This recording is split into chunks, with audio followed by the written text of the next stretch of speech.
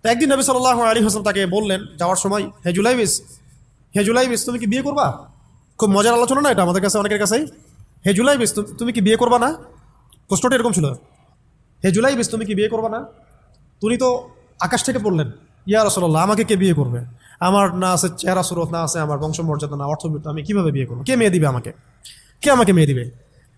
তো ওদিন নবী সাল্লাল্লাহু আলাইহি ওয়াসাল্লাম চলে গেলেন, কিছু বললেন না। পরের দিন আবার বললেন, ইয়া জুলাইবিস আলা তাতাজাওয়াজ, তুমি কি বিয়ে করবা না? একই উত্তর, ইয়া রাসূলুল্লাহ, আপনি গতকালকে এক কথা বললেন, আবার বলতেছেন বিয়ে করবেন, আমাকে কে বিয়ে করবে?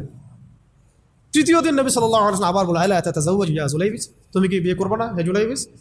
তিনি এবার বলছেন, আপনি কি আমার সাথে রসিকতা করতেছেন? আমাকে কে বিয়ে করবে?